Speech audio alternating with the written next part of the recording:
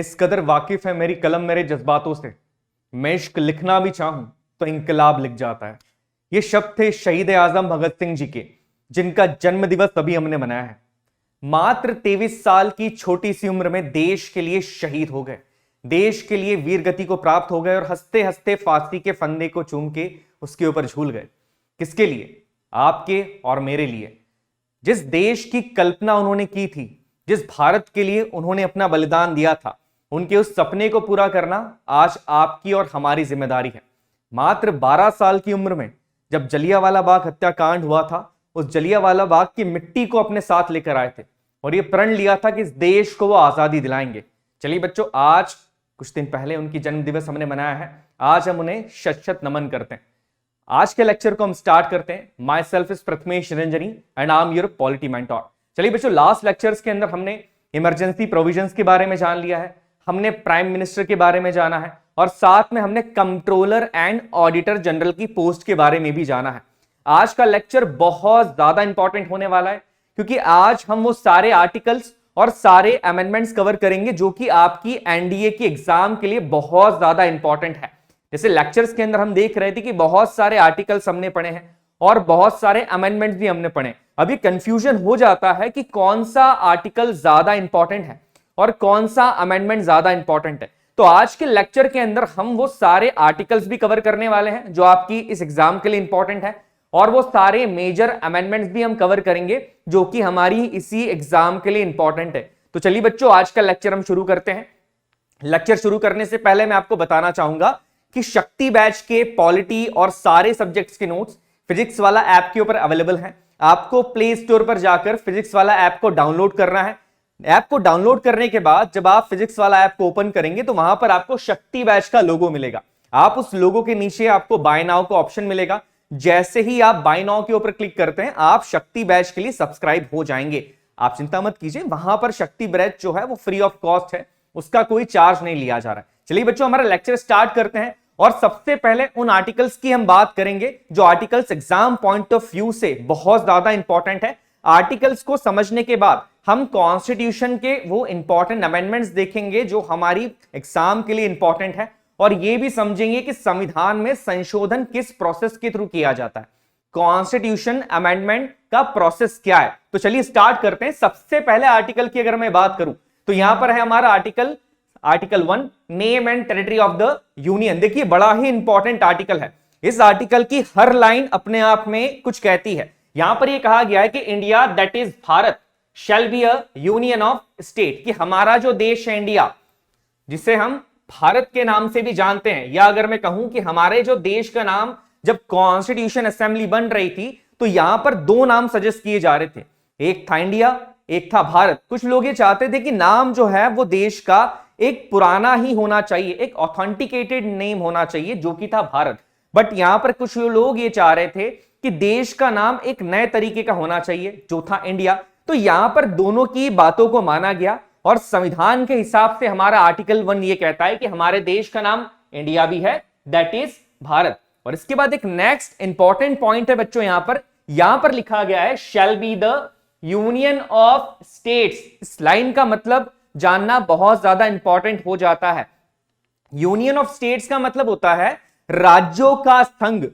हमारा जो देश है, हमारा जो राष्ट्र है, जो इंडिया है, वो राज्यों से मिलकर बना है। दैट मीन्स ये हमारे राज्यों का संघ है। अगर मैं बड़े सर्कल को सेंटर बोलूं तो ये जो छोटे सर्कल्स हैं वो स्टेट को रिप्रेजेंट करते हैं। तो हमारा जो देश भारत है, इंडिया है, वो राज्यों का संघ है। दैट मीन्स यहां पर यह बात कहने की कोशिश की जा रही है कि कहीं ना कहीं हमारे यहां पर यूनियन ज्यादा इंपॉर्टेंट है। हमारे यहां पर प्रॉपर फेडरलिज्म नहीं है। फेडरलिज्म का बेसिकली अगर मैं बात करूं तो फेडरलिज्म का मतलब यह होता है कि पावर का इक्वल डिस्ट्रीब्यूशन होना। सेंटर के पास जितने पावर होते हैं उतने ही पावर यहां पर स्टेट्स को भी दिए जाएंगे। ये होता है प्रॉपर फेडरलिज्म। बट हमारे इंडिया की अगर बात करें, देश की बात करें, तो हम यहां पर क्वासी फेडरलिज्म के स्ट्रक्चर को फॉलो करते हैं, जो कि हमने कैनेडियन कॉन्स्टिट्यूशन से लिया है। क्वासी फेडरलिज्म का मतलब यह होता है कि सेंट्रल थोड़ा सा ज्यादा स्ट्रांग होता है। स्टेट के पास पावर्स तो होते हैं बट सेंट्रल यहां पर थोड़ा सा ज्यादा स्ट्रांग होता है। तो यहां पर ये उसी की बात कर रहा है कि हमारा जो देश होगा India, Bharat, it will be the union of states, that mean ये राज्यों का संघ होगा और किसी स्टेट को यह अधिकार नहीं मिला है कि वो अपने आप को इस यूनियन से अलग कर ले। दैट मीन्स कि कोई भी स्टेट जब चाहे वो भारत से अलग नहीं हो सकता है, क्योंकि इंडिया जो है वो यूनियन ऑफ स्टेट है। चलिए ये वाला पॉइंट आपको आई थिंक समझ में आया होगा। नेक्स्ट लाइन की बात करें इसी आर्टिकल के अंदर, बेसिकली ये कहती है लाइन, यहां पर ये बताया गया है कि इंडिया की जितनी भी टेरिटरीज हैं, जो एरिया है वो कहां कहां तक गया है, इंडिया की बाउंड्रीज हमारे देश की कहां कहां तक, ये उसके बारे में बताते हैं।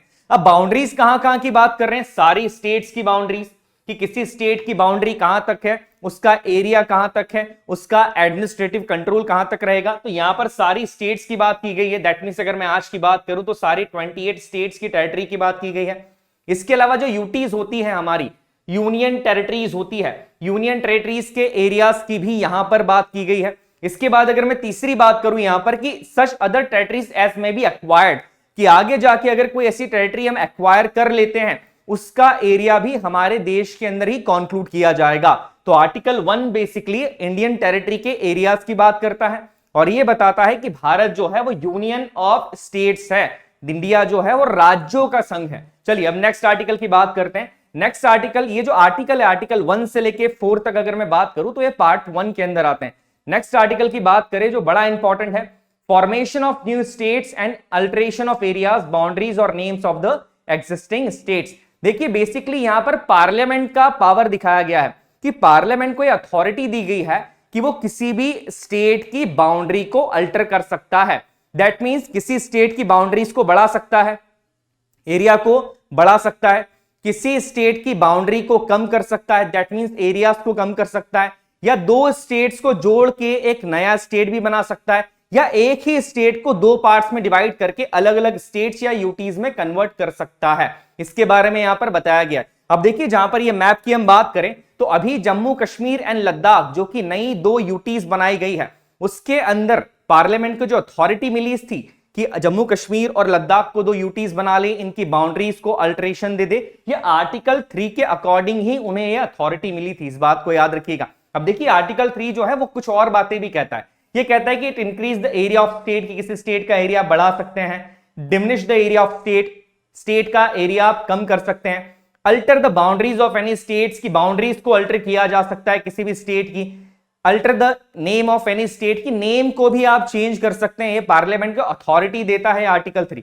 तो ये सारा आर्टिकल जो है वो इंपॉर्टेंट है कि आगे जाके अगर देश ने कोई दूसरी टेरिटरी भी एक्वायर करी तो यहां पर बेसिकली इस आर्टिकल 3 के अंदर ही हम उसकी बाउंड्रीज को अल्टर या कम कर सकते हैं। ये आर्टिकल 3 के अंदर दिया गया है। और करंट की अगर बात करें तो जो जम्मू कश्मीर एंड लद्दाख की हमने बात करी है, जो नई 2 यूटीज बनाई गई हैं, उसके अंदर आर्टिकल 3 का यूज करके ही पार्लियामेंट ने ये चेंजेस लाए हैं, आप याद रखिएगा। चलिए नेक्स्ट आर्टिकल को देख लेते हैं। यहां पर नेक्स्ट आर्टिकल है बच्चों हमारे सिटीजनशिप से रिलेटेड, नागरिकता, नागरिकता से संबंधी जो प्रावधान है वो भारतीय या इंडियन कॉन्स्टिट्यूशन के पार्ट 2 में आर्टिकल 5 से लेके आर्टिकल 11 तक आते हैं।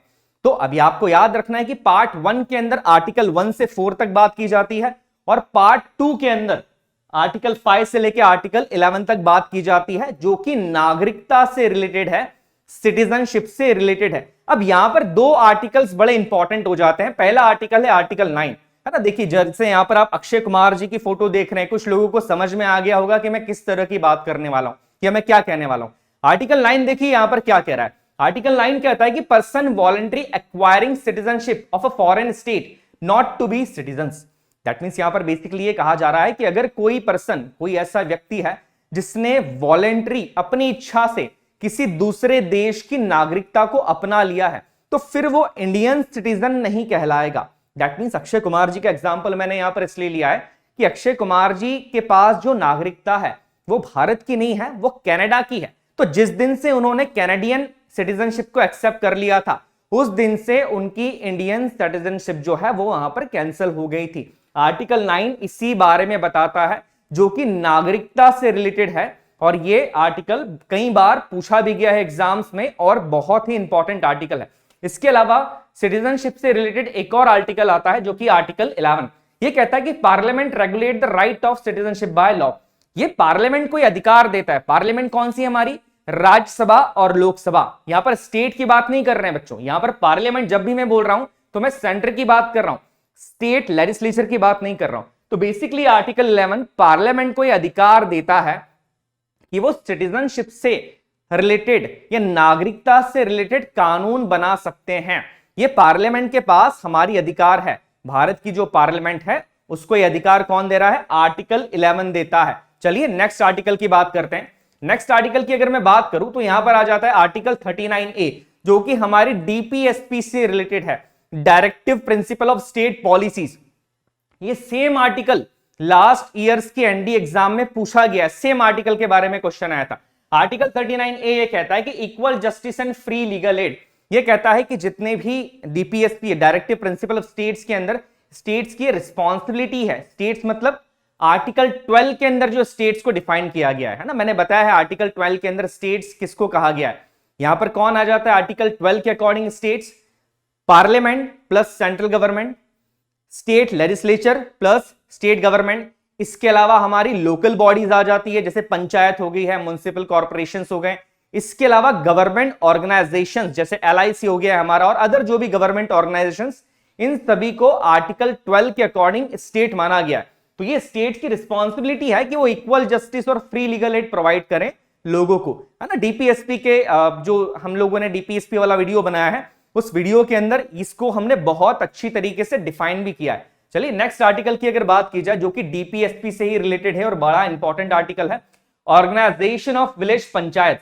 कि जो भी पंचायत होती है, विलेज पंचायत की हम बात करें, उनका ऑर्गेनाइजेशन किया जाना चाहिए। ये आर्टिकल 40 कहता है, ये इंस्ट्रक्शन देता है, ये डायरेक्शंस दिए जाते हैं स्टेट्स को। तो ये आर्टिकल 40 इंपॉर्टेंट है। इसके बाद एक और आर्टिकल आता है हमारा, जो है आर्टिकल 44, बड़ा इंपॉर्टेंट है, uniform civil code for the citizens. Uniform civil code का बेसिकली मतलब ये होता है कि बेसिकली क्रिमिनल लॉज के लिए कानून तो सबके लिए एक जैसे होते हैं, हर रिलीजन के लिए, बट जो सिविल लॉज होते हैं, जैसे अगर मैं बात करूं कि मैरिज एक्ट जो होते हैं, वो हिंदू मैरिज एक्ट अलग होगा, मुस्लिम मैरिज एक्ट अलग होता है। यहां पर जो फैमिली डिस्प्यूट सेटल करने के जो लॉज होते हैं, वो हर रिलीजन के अकॉर्डिंग अलग अलग होते हैं। तो बेसिकली आर्टिकल 44 ये कहता है कि ये जो अलग अलग लॉज हैं, इनको हटा दिया जाएगा और एक यूनिफॉर्म, एक यूनाइटेड सिविल कोड लाया जाना चाहिए।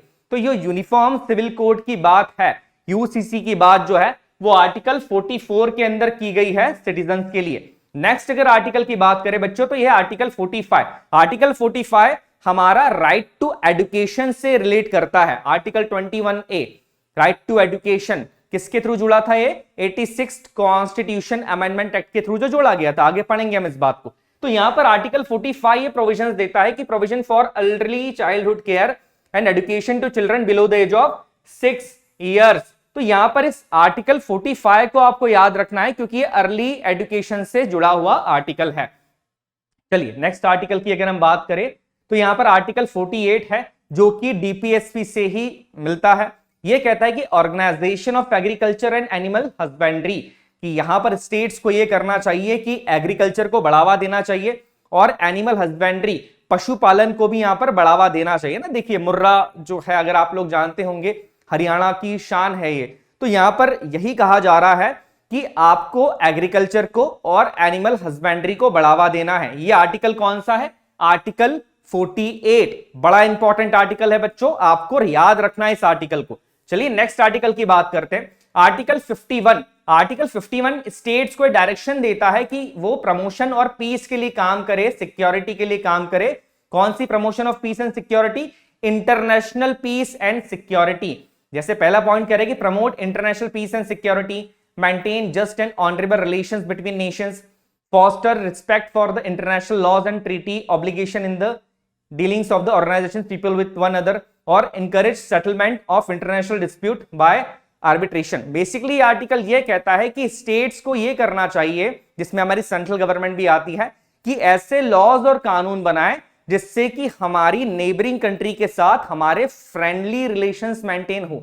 ऐसा कोई कानून नहीं बना देना है जिससे कि नेबरिंग नेशंस के साथ हमारे रिलेशंस खराब हो जाते हैं। इसमें बेसिकली बात जो है वो इंटरनेशनल पीस को मेंटेन करने की जा रही है, कि आपको इंटरनेशनल लॉज की, इंटरनेशनल जो भी ट्रीटीज होती हैं, उनकी रिस्पेक्ट करनी है, सेंट्रल गवर्नमेंट या स्टेट गवर्नमेंट कोई ऐसा कानून नहीं बनाना चाहिए या नहीं बना सकती है जिससे कि इंटरनेशनल लॉज का या इंटरनेशनल पीस या ट्रेटी का वायलेशन हो रहा है। ये कौन सा आर्टिकल कह रहा है आपका? आर्टिकल 51। आर्टिकल 51 भी आपका डीपीएसपी के अंदर ही आता है, directive principles of state policy के अंदर ही आर्टिकल आता है। चलिए नेक्स्ट आर्टिकल की बात की जाए जो कि बड़ा इंपॉर्टेंट आर्टिकल है, वो है हमारा आर्टिकल 51A, जिसके बारे में हमने बहुत डिटेल में पढ़ा है। एक लेक्चर हमने फंडामेंटल ड्यूटीज का बनाया था। आर्टिकल 51A जो है वो फंडामेंटल ड्यूटीज के बारे में बात करता है। इस आर्टिकल से रिलेटेड क्वेश्चन भी लास्ट ईयर एनडी एग्जाम्स में पूछा जा चुका है। बेसिकली जब शुरुआत की बात करें, हमारे संविधान में 10 फंडामेंटल ड्यूटीज थी शुरुआती तौर पे, बाद में लास्ट में 11 फंडामेंटल ड्यूटीज को जोड़ दिया गया था, या 11वीं फंडामेंटल ड्यूटी को जोड़ा गया है। तो आर्टिकल 51A की अगर मैं बात करूं तो ये फंडामेंटल ड्यूटीज से रिलेटेड है। बड़ा इंपॉर्टेंट आर्टिकल है, आपको इस आर्टिकल को प्रॉपरली पढ़ना है। इन ड्यूटीज को भी एक बार पढ़िएगा, क्योंकि ड्यूटीज से रिलेटेड भी क्वेश्चन आपसे पूछा जा सकता है कि इसमें से कौन सी फंडामेंटल ड्यूटी है और इसमें से कौन सी फंडामेंटल ड्यूटी नहीं है। ये क्वेश्चन आपसे पूछा जा सकता है बच्चों। चलिए नेक्स्ट क्वेश्चन की बात करते हैं। नेक्स्ट आर्टिकल हम देख लेते हैं। नेक्स्ट आर्टिकल जो है वो बड़ा इंपॉर्टेंट है, आर्टिकल 52। ये बात करता है प्रेसिडेंट ऑफ इंडिया की। आर्टिकल 52 ये कहता है कि जो प्रेसिडेंट ऑफ इंडिया होते हैं वो हेड ऑफ द स्टेट्स होते हैं। दैट मींस हमारे देश के जो नॉमिनल हेड हैं वो कौन होंगे? देश के राष्ट्रपति होते हैं। तो राष्ट्रपति की पोस्ट के बारे में कि देश के एक राष्ट्रपति होंगे, हेड ऑफ द स्टेट्स होंगे, ये आर्टिकल 52 के अंदर कहा गया है, जो कि प्रेसिडेंट ऑफ इंडिया से रिलेटेड है। इसके बाद यहां पर प्रेसिडेंट से ही रिलेटेड एक इंपॉर्टेंट आर्टिकल है, जिसमें प्रेसिडेंट की पोस्ट से रिमूव की प्रोसेस को बताया गया है, जिसे हम क्या किस नाम से जानते हैं? इंपीचमेंट के नाम से जानते हैं। तो आर्टिकल 61 प्रेसिडेंट की पोस्ट का या प्रोसीजर ऑफ इंपीचमेंट के बारे में बात करता है कि जिस प्रोसेस से प्रेसिडेंट को उनकी पोस्ट से हटाया जा सकता है, जिसे हम इंपीचमेंट कहते हैं। और ये किस आर्टिकल के अंदर दिया गया है? आर्टिकल 61 इसकी बात करता है। इसके बाद एक और इंपॉर्टेंट आर्टिकल आ जाता है, वो है आर्टिकल 63। आर्टिकल 63 बात करता है यहां पर वाइस प्रेसिडेंट ऑफ इंडिया की। आर्टिकल 63 ये कहता है कि भारत का एक उपराष्ट्रपति होंगे। तो यहां पर आर्टिकल 63 आपको याद रखना है। आर्टिकल 52 है वो प्रेसिडेंट ऑफ इंडिया की बात करता है, आर्टिकल 63 जो है वो वाइस प्रेसिडेंट ऑफ इंडिया की बात करता है ना। चलिए नेक्स्ट आर्टिकल की हम बात करें, ये बहुत इंपॉर्टेंट आर्टिकल है कि article 72 power to pardon of president, राष्ट्रपति की क्षमादान की शक्तियों के बारे में जो आर्टिकल बात करता है। ये राष्ट्रपति के जो पार्डनिंग के पावर्स है कि वो किसी व्यक्ति की फांसी की सजा को माफ कर सकते हैं, किसी की सजा का जो कार्यकाल है उस कार्यकाल को कम कर सकते हैं, और पनिशमेंट के नेचर को भी चेंज कर सकते हैं। तो ये जो सारे क्षमादान की शक्तियां हैं, ये जो सारी पार्डनिंग पावर्स हैं, ये आर्टिकल 72 के अंदर यहां पर डिफाइन की गई है। तो आपको याद रखना है प्रेसिडेंट से रिलेटेड 3 आर्टिकल सबसे ज्यादा इंपॉर्टेंट है। एक तो आर्टिकल 52 हो जाता है, इसके बाद इंपीचमेंट का प्रोसेस जो कि आर्टिकल 61 में देके रखा है, और power of president of pardon की क्षमादान की शक्ति से रिलेटेड जो आर्टिकल है वो यहां पर है आपका आर्टिकल 72। याद रखिएगा इस बात को। चलिए नेक्स्ट पॉइंट की अगर हम बात करें यहां पर आर्टिकल 74। आर्टिकल 74 भी बड़ा इंपॉर्टेंट है। आर्टिकल 74 यह कहता है कि जो भारत के राष्ट्रपति होंगे वो काउंसिल ऑफ मिनिस्टर्स की एड और एडवाइस के ऊपर ही अपना काम करेंगे। काउंसिल ऑफ मिनिस्टर्स कौन सी है ऑलरेडी हम लेक्चर्स के अंदर डिस्कस कर चुके हैं, बट अगेन एक बार इस लेक्चर में हम डिस्कस कर लेंगे कि काउंसिल ऑफ मिनिस्टर्स होती क्या है। चलिए अब नेक्स्ट अगर यहां पर बात करें तो नेक्स्ट आता है यहां पर आर्टिकल 75। आर्टिकल 75 के अंदर मिनिस्टर्स के लिए कुछ प्रोविजंस दिए गए हैं जो कि बड़े इंपॉर्टेंट है। इसका पहला पॉइंट यह कहता है कि प्राइम मिनिस्टर को राष्ट्रपति अपॉइंट करते हैं, कि prime minister shall be appointed by the president of India and other ministers will be appointed by the president on the advice of the prime minister. इसका क्या मतलब है कि जो देश के प्रधानमंत्री हैं उनको तो हमारे देश के राष्ट्रपति अपॉइंट करते हैं, और जो अदर मिनिस्टर्स होते हैं, जैसे हमारे कैबिनेट मिनिस्टर्स की मैं बात कर रहा हूं कि डिफेंस मिनिस्टर है, फाइनेंस मिनिस्टर है, हमारे इंडस्ट्रियल मिनिस्टर है, इनको भी अपॉइंट कौन करते हैं? प्रेसिडेंट ही करते हैं। बट किसकी एडवाइस पे करेंगे? ये देश के प्रधानमंत्री की एडवाइस पे करते हैं। ये किसमें कहा गया है? ये आर्टिकल 74 के अंदर इसके पहले क्लॉज के अंदर कहा गया है। इसके बाद इसका एक दूसरा और तीसरा क्लॉज भी है। इसका दूसरा क्लॉज ये कहता है कि the total number of ministers including the prime minister in the council of minister shall not exceed 15% of the total number of members of the House of the People। ये कहते हैं कि जो काउंसिल ऑफ मिनिस्टर्स होते हैं, जो number of council of ministers हैं या जो total member of council of ministers हैं, वो टोटल मेंबर ऑफ लोकसभा के 15% से ज्यादा नहीं होना चाहिए। चलिए इसको एक छोटे से एग्जांपल से जल्दी से समझ लेते। मान लेते हैं कि हमारी जो लोकसभा है उसकी टोटल सीट्स हैं, यहां पर हाउस ऑफ पीपल है उसकी टोटल सीट्स है 100। अब यहां पर क्या होता है कि कुछ लोग यहां पर काउंसिल ऑफ मिनिस्टर्स के अंदर आते हैं। काउंसिल ऑफ मिनिस्टर्स को हमने ऑलरेडी समझा है कि काउंसिल ऑफ मिनिस्टर्स के अंदर क्या आ जाते हैं कि यहां पर मान लेते हैं हमारे कैबिनेट मिनिस्टर्स आ जाएंगे, इसके बाद हमारे आ जाते हैं स्टेट मिनिस्टर्स और लास्ट में आ जाते हैं हमारे डिप्टी मिनिस्टर्स। और काउंसिल ऑफ मिनिस्टर्स के जो हेड होते हैं वो कौन होते हैं? हमारे देश के प्रधानमंत्री होते हैं। अब यहां पर कुछ नंबर ऑफ मेंबर्स होते हैं, है ना। मान लेते हैं यहाँ पर 5 मेंबर है, यहाँ पर 5 मेंबर है और यहाँ पर भी कितने 5 मेंबर, कि 5 हमारे कैबिनेट मिनिस्टर्स हैं, 5 हमारे स्टेट मिनिस्टर्स हैं और 5 हमारे डिप्टी मिनिस्टर्स हैं। तो टोटल काउंसिल ऑफ मिनिस्टर का स्ट्रेंथ कितना हो गया बच्चों? टोटल हो गया है 15। और यही कहता है कि जो टोटल काउंसिल ऑफ मिनिस्टर का स्ट्रेंथ होता है वो टोटल नंबर ऑफ लोकसभा की सीट का 15% से ज्यादा नहीं होना चाहिए। तो ये इसी के बारे में बात करता है और ये चीज कहां कही गई है? ये चीज कही गई है हमारे आर्टिकल 75 के क्लॉज 2 के अंदर। इसके बाद अगर हम बात करें तो यही आर्टिकल एक और बात कहता है कि जो काउंसिल ऑफ मिनिस्टर्स होती है, जिसके बारे में अभी हमने बात करी है, जिसके हेड पीएम होते हैं, हमारे देश के प्रधानमंत्री होते हैं, it is directly responsible to Lok Sabha and it is collectively responsible to Lok Sabha. Collectively मतलब एक साथ। इसका बेसिकली मतलब यह है कि अगर काउंसिल ऑफ मिनिस्टर डिसॉल्व हो जाती है या काउंसिल ऑफ मिनिस्टर्स रिजाइन कर देती है तो यहां पर लोकसभा आपकी ऑटोमेटिकली डिसॉल्व हो जाएगी। इस लाइन का यही मतलब है। ये क्वेश्चन पूछा गया कि काउंसिल ऑफ मिनिस्टर्स किसके लिए कलेक्टिवली रिस्पॉन्सिबल होती है, तो आंसर आ जाता है यहां पर house of the people, that means Lok Sabha, है ना। याद रखिएगा आर्टिकल 81 के अंदर लोकसभा का प्रावधान है। नेक्स्ट अगर बात की जाए तो यहां पर एक पॉइंट यहां पर और आ जाता है कि अगर कोई ऐसा मेंबर जिसे मेंबर ऑफ पार्लियामेंट अपॉइंट किया गया है या बनाया गया है, उसने बिना चुनाव लड़े वो मेंबर ऑफ पार्लियामेंट अपॉइंट हो गया है, तो विद इन 6 मंथ्स उसे लोकसभा के अंदर या जिस भी हाउस का वो बेसिकली मेंबर बना है उसे विद इन 6 मंथ्स अपनी उस सीट को इंश्योर करना पड़ेगा मेजॉरिटी ला के, है ना। चलिए इस पॉइंट को हम नेक्स्ट लेक्चर के अंदर प्रॉपरली समझेंगे कि ये पॉइंट बेसिकली कह क्या रहा है। नेक्स्ट अगर हम बात करें आर्टिकल्स की तो बड़ा इंपॉर्टेंट है। आर्टिकल 76 बात करता है अटॉर्नी जनरल ऑफ इंडिया की। अब ये शायद पोस्ट आपने पहली बार सुनी होगी, कंट्रोलर एंड ऑडिटर जनरल तो आपने सुना है, बट ये अटॉर्नी जनरल क्या होता है? देखिए बच्चों क्या होता है, अटॉर्नी जनरल बेसिकली देश का लीगल रिप्रेजेंटेटिव होता है। जैसे अगर मैं सिंपल से एग्जांपल की बात करूं कि अगर आपके अगेंस्ट कोई क्रिमिनल केस होता है तो आपको अदालत के अंदर जो पर्सन रिप्रेजेंट करता है वो आपका एडवोकेट होता है। वैसे ही अगर देश की तरफ से लीगली किसी को रिप्रेजेंट करना है देश को, तो उस पोस्ट को जो पर्सन उसे रिप्रेजेंट करता है उस पर्सन को बेसिकली कहा जाता है अटॉर्नी जनरल, जो कि देश को या किसी यूनाइटेड हमारे यूनियन को या सेंटर को लीगली रिप्रेजेंट कर रहा है। यहां पर है ना, सेंटर को लीगली रिप्रेजेंट करता है। स्टेट के लिए अलग एडवोकेट जनरल की पोस्ट होती है जिसके बारे में हम पढ़ेंगे। यहां पर हम किसकी बात कर रहे हैं? सेंटर की बात कर रहे हैं कि सेंटर को जो रिप्रेजेंट करता है, जो हमारी सेंट्रल गवर्नमेंट को रिप्रेजेंट करता है लीगली, वो कौन होता है? हमारा अटॉर्नी जनरल ऑफ इंडिया होता है। इनके बारे में कुछ बात जान लेते हैं कि बेसिकली कि इन्हें अपॉइंट कौन करता है? देश के राष्ट्रपति हमारे अटॉर्नी जनरल को अपॉइंट करते हैं। देश के जो राष्ट्रपति हैं, जो प्रेसिडेंट है, वो इन्हें अपॉइंट करते हैं। इस अटॉर्नी जनरल की पोस्ट को पाने के लिए एलिजिबिलिटी क्राइटेरिया क्या होता है? तो देखिए यहां पर 2 कंडीशंस होती है। पहली कंडीशन कि या तो 5 साल तक वो पर्सन हाई कोर्ट के अंदर, इंडिया के किसी भी हाई कोर्ट के अंदर, किसी भी स्टेट के हाई कोर्ट के अंदर जज की पोस्ट पे रहा हो, और एक दूसरा क्राइटेरिया होता है कि या तो उसने ये क्राइटेरिया पूरा किया हो, या 10 years in high court as an advocate, कि 10 साल वो किसी भी हाई कोर्ट में एडवोकेट के रूप में रहा हो। तो ये दोनों पर्सन जो है, ये दोनों चीजें जो हैं वो एलिजिबिलिटी क्राइटेरिया के अंदर आती हैं।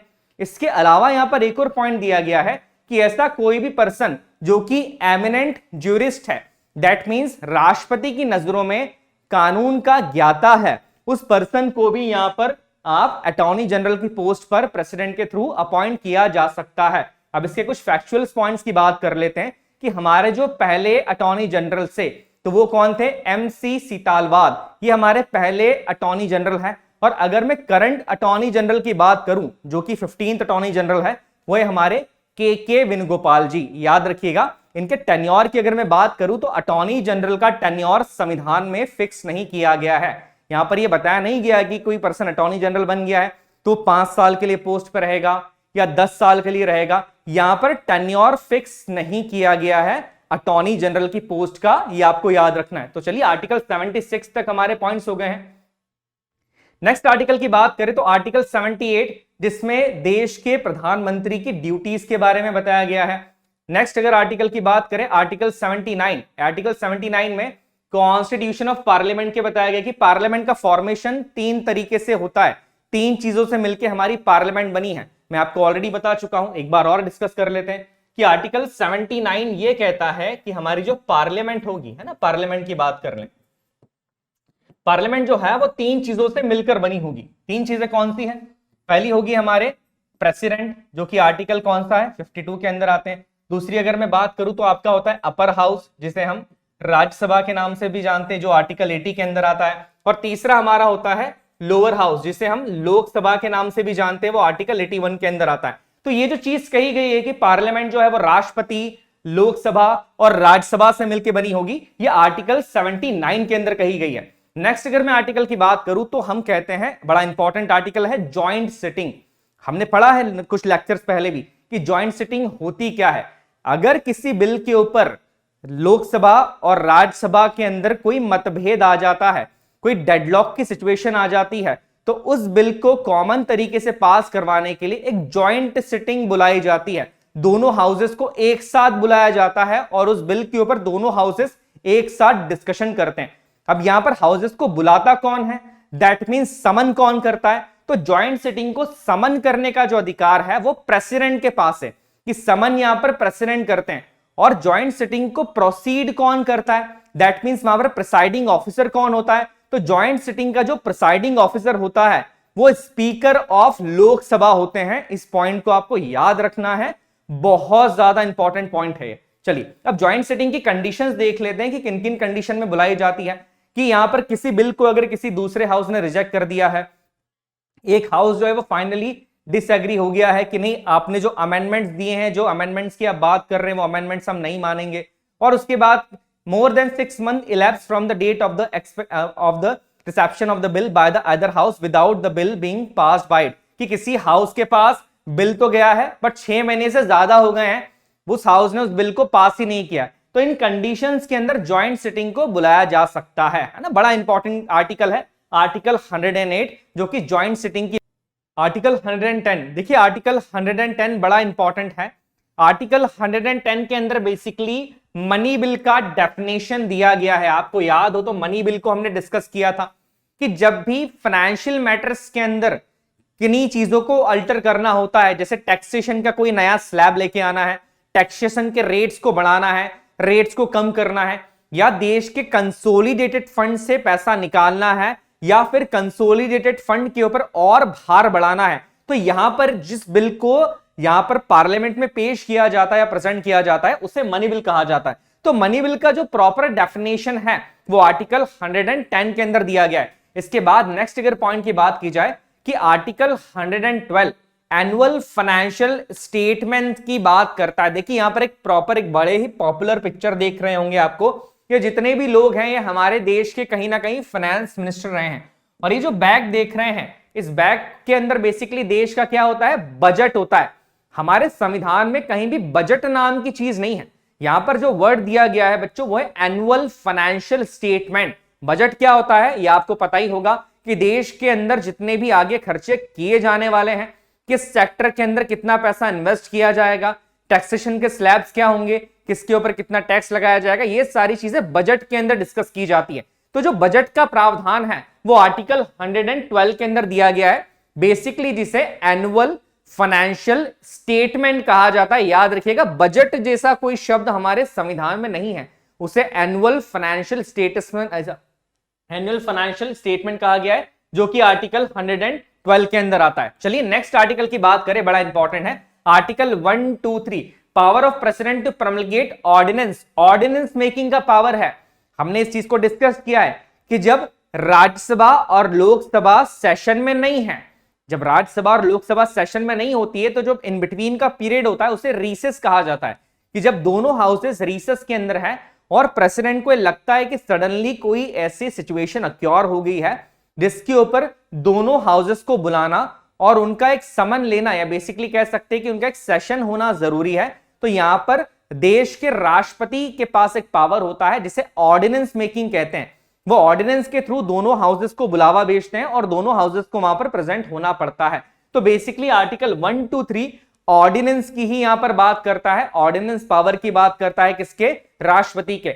मुझे कमेंट बॉक्स में बताइएगा कि राष्ट्रपति का जो ऑर्डिनेंस पावर होता है, या एक बार जब राष्ट्रपति ऑर्डिनेंस कर लेते हैं, समन बुला लेते हैं, वो कितने टाइम तक के लिए वैलिड होता है? इसका आंसर आप जो है वो कमेंट बॉक्स में दीजिएगा। हमने डिस्कस करा है बच्चों पहले के लेक्चर्स के अंदर इस चीज को। नेक्स्ट आर्टिकल होता है आर्टिकल 124, बड़ा इंपॉर्टेंट आर्टिकल है। ये आर्टिकल बात करता है कि state establishment of the supreme court.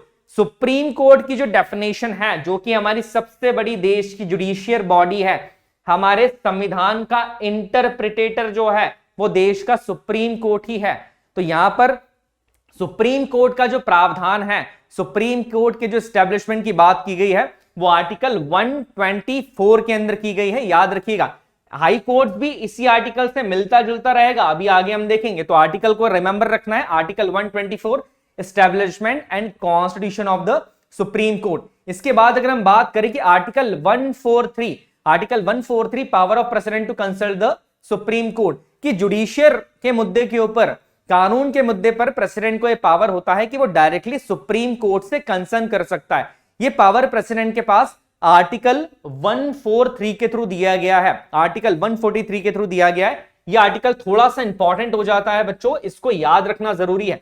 जिन भी आर्टिकल्स को मैं बहुत ज्यादा इंपॉर्टेंट बोल रहा हूं, या तो आप नोट्स को प्रॉपरली डाउनलोड कीजिएगा, या पीडब्ल्यू ऐप के ऊपर जब आपको नोट्स मिल जाते हैं, नोट्स को बार बार रिवाइज करते रहिएगा, क्योंकि एनडीए के अंदर जो पॉलिटी के क्वेश्चंस आते हैं वो इन आर्टिकल से ही कहीं ना कहीं जुड़े होते हैं। कोई भी क्वेश्चन इन आर्टिकल से बाहर नहीं जाता है, तो इन आर्टिकल्स को आपको याद रखना है। नेक्स्ट आर्टिकल है हमारा आर्टिकल 148, जो कि बात करता है हमारी controller and auditor general of India की। सीएजी की पोस्ट, जिनको हमने लास्ट लेक्चर के अंदर डिफाइन करा है, वो आर्टिकल 148 के अंदर आती है ना। तो ये आपको ध्यान रखना है। मुझे बताइएगा कि देश के करंटली सीएजी कौन है, जिनका पिक्चर भी लगा है, current controller and auditor general of India देश के कौन है, ये कमेंट बॉक्स के अंदर आप लोग बताइएगा। नेक्स्ट अगर पॉइंट की बात की जाए तो आर्टिकल 153 बात करता है गवर्नर्स ऑफ स्टेट की। गवर्नर बेसिकली प्रेसिडेंट के ही रिप्रेजेंटेटिव होते हैं स्टेट्स के अंदर। तो जो आर्टिकल 153 है वो बात करता है देश के अंदर या स्टेट्स के अंदर बेसिकली गवर्नर होंगे, जिन्हें प्रेसिडेंट बेसिकली अपॉइंट करते हैं। तो जो गवर्नर होते हैं वो किसी पॉलिटिकल पार्टी के रिप्रेजेंटेटिव नहीं होते हैं, वो प्रेसिडेंट के रिप्रेजेंटेटिव होते हैं। दैट मींस सेंटर के रिप्रेजेंटेटिव होते हैं। कहां पर? स्टेट के अंदर। जैसे हमने लास्ट टाइम पे देखा ही था कि प्रेसिडेंट रूल जब लागू किया जाता है आर्टिकल 156 के अकॉर्डिंग, तो यहां पर गवर्नर एक रिटर्न रिपोर्ट देते हैं प्रेसिडेंट को कि स्टेट के अंदर कॉन्स्टिट्यूशन मशीनरी फेल हो गई है, और उसके बाद वहां पर प्रेसिडेंट रूल लागू कर दिया जाता है। तो बेसिकली यहां पर आर्टिकल 153 है वो गवर्नर की पोस्ट के बारे में बात करता है। देखिए यहां पर एक बड़ा इंपॉर्टेंट पिक्चर है, श्रीमती यहां पर सरोजिनी नायडू जी की बात कर रहे हैं, जो देश की पहली महिला गवर्नर रही है। उत्तर प्रदेश की ये गवर्नर रही थी। तो एक फैक्चुअल पॉइंट है, आपको याद रखना है इस चीज को। नेक्स्ट अगर आर्टिकल की बात की जाए तो होता है आर्टिकल 161। जैसे आर्टिकल 72 के अंदर राष्ट्रपति को क्षमादान की शक्ति का पावर दिया गया था, वैसे ही देश के जो स्टेट्स के गवर्नर्स होते हैं उन गवर्नर्स के पास भी पार्डनिंग पावर्स होते हैं, क्षमादान की शक्ति होती है। तो आर्टिकल 161 गवर्नर्स की क्षमादान की शक्ति के बारे में बात करता है, या गवर्नर के पार्डनिंग पावर्स के बारे में यहां पर बात करता है। आपको याद रखना है ना, कुछ पॉइंट्स अलग होते हैं, प्रेसिडेंट के पावर्स गवर्नर के पावर से थोड़े से ज्यादा होते हैं। इसके बाद जो नेक्स्ट लेक्चर होगा उसके अंदर जब हम गवर्नर को डिस्कस करेंगे तो प्रेसिडेंट के पार्डनिंग पावर्स और गवर्नर के पार्डनिंग पावर्स को भी वहां पर हम कंपैरिजन कर लेंगे। अभी आपको ये याद रखना है कि आर्टिकल 161 जो है वो देश के गवर्नर के या स्टेट्स के गवर्नर के पार्डनिंग पावर्स के बारे में डिफाइन करता है या उनकी डेफिनेशन देता है। नेक्स्ट अगर इंपॉर्टेंट आर्टिकल की बात करें तो यहां पर बात की जाती है 165 advocate general of the state. जैसा कि मैंने आपको बताया था कि जो आर्टिकल 76 है वो अटॉर्नी जनरल की बात करता है, जो कि किसके हेड होते हैं, किसके लीगल एडवाइजर होते हैं, किसके लीगल हेड होते हैं, हमारे सेंट्रल के, यूनियन के। अब हर स्टेट का भी एक लीगल एडवाइजर होता है या एक लीगल रिप्रेजेंटेटिव होता है, उसे बेसिकली कहा जाता है advocate general for the states. तो आर्टिकल 165 जो है वो advocate general of the state से डील करता है। इसी तरीके से आर्टिकल 168 जो कि बड़ा इंपॉर्टेंट है, ये हमारा डील करता है स्टेट लेजिस्लेचर से। जैसे कि आर्टिकल 79 वहां पर पार्लियामेंट से डील कर रहा था, हमारे आर्टिकल 79 जैसे डील कर रहा था पार्लियामेंट से सेंटर के अंदर, वैसे ही स्टेट के अंदर आर्टिकल 168 जो है वो लेजिस्लेचर इन द स्टेट्स की बात करता है। इसके बाद अगर हम बात करें, दूसरा इंपॉर्टेंट आर्टिकल है आर्टिकल 170 जो कि स्टेट्स के अंदर लेजिस्लेटिव असेंबलीज के कंपोजिशन की बात करता है, आर्टिकल 170। इसके बाद हमारा आर्टिकल 171 है जो कि लेजिस्लेटिव काउंसिल के कंपोजिशन की बात करता है। हमने लेक्चर्स के अंदर ऑलरेडी समझ लिया है कि लेजिस्लेटिव असेंबलीज क्या होती है, लेजिस्लेटिव काउंसिल्स क्या होती हैं। अब आपको ये आर्टिकल्स याद रखना है दोनों चीजों से रिलेटेड। मुझे बताइएगा यहां पर बेसिकली कि कितने स्टेट्स के अंदर आज लेजिस्लेटिव काउंसिल है, दैट मींस दोनों हाउस कितने स्टेट्स के अंदर आ जाए, ये पॉइंट आप मुझे बताइएगा। चलिए नेक्स्ट पॉइंट की अगर बात की जाए, यहां पर नेक्स्ट आर्टिकल है हमारा आर्टिकल 213। जैसे कि हमने आर्टिकल 123 के अंदर प्रेसिडेंट के पास ऑर्डिनेंस का पावर था, देखिए यहां पर क्या है, आर्टिकल 123 प्रेसिडेंट के ऑर्डिनेंस की पावर की बात करता है, और आर्टिकल 213 गवर्नर के ऑर्डिनेंस की पावर की बात करता है ना, कि रिसेस है स्टेट असेंबलीज के अंदर, स्टेट काउंसिल का रिसेस का पीरियड चल रहा है, सेशन नहीं चल रहा है, जैसे प्रेसिडेंट ऑर्डिनेंस बुला सकते हैं, वैसे आर्टिकल 213 जो है वो गवर्नर के ऑर्डिनेंस मेकिंग पावर की बात करता है। नेक्स्ट आर्टिकल की यहां पर बात की जाए तो article 204 high courts of state की बात करता है ना, याद रखिएगा। जैसे आर्टिकल 124 सुप्रीम कोर्ट की बात कर रहा था, वैसे ही आर्टिकल 214 हाई कोर्ट्स की बात करता है कि हर स्टेट्स के अंदर क्या होगा, हाई कोर्ट्स होंगे। नेक्स्ट अगर बात की जाए कि आर्टिकल 226, यहां पर आर्टिकल 226 हाई कोर्ट्स को रिट्स इशू करने का पावर देता है। ऑलरेडी इस पॉइंट को हमने समझा है कि सुप्रीम कोर्ट का जो रिट इशू करने का पावर है वो आर्टिकल 32 देता है, जिसे हम राइट टू कॉन्स्टिट्यूशनल रेमेडीज भी कहते हैं। तो वैसे ही जो हाई कोर्ट का रिट इशू करने का पावर है वो आर्टिकल 226 के अंदर आता है। इस पॉइंट को आप याद रखिएगा। नेक्स्ट अगर पॉइंट की बात की जाए, नेक्स्ट आर्टिकल 231 ये कहता है कि दो स्टेट्स के लिए या दो से ज्यादा स्टेट्स के लिए एक कॉमन हाई कोर्ट हो सकता है। जरूरी नहीं होगा कि हर स्टेट का हाई कोर्ट अलग हो, दो या दो से ज्यादा स्टेट्स के लिए एक कॉमन हाई कोर्ट का प्रावधान आर्टिकल 231 के अंदर दिया गया है। नेक्स्ट अगर आर्टिकल की हम बात करें बच्चों यहां पर, तो आर्टिकल से पहले एक पार्ट 9 जो कि आर्टिकल 243 के अंदर आता है, आर्टिकल 243 हमारा जो पार्ट 9 के अंदर आता है, उसमें पंचायत की बात की गई है, पंचायत के ऑर्गेनाइजेशंस की बात की गई है। तो आपको ये याद रखना है कि पार्ट 9 जो है वो पंचायत राज से रिलेटेड है, और आर्टिकल 243 के अंदर भी आर्टिकल 243 से लेके आर्टिकल 243O ये पंचायत की बात करता है, पंचायत राज की बात करता है। वैसे ही पार्ट 9A जो है वो म्युनिसिपैलिटीज की बात करता है, नगर पालिकाओं की बात करता है, और ये आर्टिकल 243P से लेकर आर्टिकल 243ZD तक म्युनिसिपैलिटीज की बात की गई है ना। आप इन सारे आर्टिकल्स के अंदर क्या लिखा है आप ये भी पढ़ सकते हैं, अदरवाइज आगे के लेक्चर्स के अंदर जब हम पंचायती राज और म्युनिसिपल कॉर्पोरेशंस करेंगे तो ये सारे आर्टिकल्स को हम वहां पर भी अच्छे से कवर करेंगे। चलिए नेक्स्ट आर्टिकल की बात की जाए, आर्टिकल है बच्चों हमारा 11, पार्ट 11 की बात की जाए, पार्ट 11 हमारा यूनियन और स्टेट्स के रिलेशन की बात करता है। और इसके बाद एक इंपॉर्टेंट आर्टिकल आ जाता है आर्टिकल 266 जो कि है consolidated fund and public accounts of India. Consolidated fund क्या होता है, ऑलरेडी हमने इस पॉइंट को डिस्कस किया है। कंसोलिडेटेड फंड कि देश का जितना भी रेवेन्यू जनरेट होता है, जो टैक्स के थ्रू आ रहा है, इनकम टैक्स के थ्रू आता है, डायरेक्ट टैक्स के थ्रू आ रहा है, इनडायरेक्ट टैक्स के थ्रू आता है, ये सारा रेवेन्यू कहीं ना कहीं आपके कंसोलिडेटेड फंड के अंदर जमा हो जाता है। तो देश के अंदर एक कंसोलिडेटेड फंड होगा, ये आर्टिकल 266 कहता है। इसके अलावा जो पब्लिक अकाउंट्स ऑफ इंडिया है ये भी आर्टिकल 266 के सब आर्टिकल 2 के अंदर आता है। ये आर्टिकल्स इंपॉर्टेंट है। इसके बाद एक इंपॉर्टेंट आर्टिकल आता है आपका आर्टिकल 267 जो कि कंटेंजेंसी फंड की बात करता है, इमरजेंसी फंड की बात करता है कि देश के किसी स्टेट्स के अंदर या पूरे देश में कोई ऐसी सिचुएशन आ जाती है जहां पर सडनली फंड को रिलीज करना जरूरी है, नेचुरल कैलेमिटी के कारण बाढ़ आ गई है, सूखा पड़ गया है और सडनली सेंटर को फंड रिलीज करने की जरूरत है, तो यहां पर क्या होता है कि कंसोलिडेटेड फंड से अगर आपको पैसा निकालना है तो पार्लियामेंट से अप्रूवल लेना पड़ेगा। बट अगर ऐसी कंडीशन आ गई है, इमरजेंसी का कंडीशन है, सिचुएशन थोड़ा सा खराब हो रहा है, तो आप यहां पर पार्लियामेंट से बिल पास होने का वेट नहीं कर सकते। इमरजेंसी सिचुएशन में आपको बिना पार्लियामेंट के अप्रूवल के बिल निकालना हो तो आप कंटेंजेंसी फंड से निकाल सकते हैं, और कंटेंजेंसी फंड को ही इमरजेंसी फंड भी कहा जाता है। ये देश के प्रेसिडेंट के अंडर होता है, और प्रेसिडेंट भी बेसिकली अगर मैं बात करूं तो फाइनेंस सेक्रेटरी इस कंटेंजेंसी फंड को बेसिकली क्या करते हैं, प्रेसिडेंट के कहने पे या प्रेसिडेंट के हैंड के नीचे रेगुलेट करते हैं। नेक्स्ट अगर बात की जाए आर्टिकल की बच्चों जो इंपॉर्टेंट है वो है आर्टिकल 280 कि देश का एक फाइनेंस कमीशन होगा जिसका टेन्योर 5 साल के अंदर होगा, और ये देश के राष्ट्रपति के थ्रू बनाया जाएगा। तो ये आर्टिकल 280 जो है वो फाइनेंस कमीशन ऑफ इंडिया की बात करता है। जैसे अभी हमारा 15 फाइनेंस कमीशन चल रहा है और ये उनके हेड हैं, मुझे नाम बताइएगा कि ये कौन पर्सन है। इनकी हमने बात करी है और पिछले लेक्चर्स में इनका नाम भी हमने डिस्कस किया था।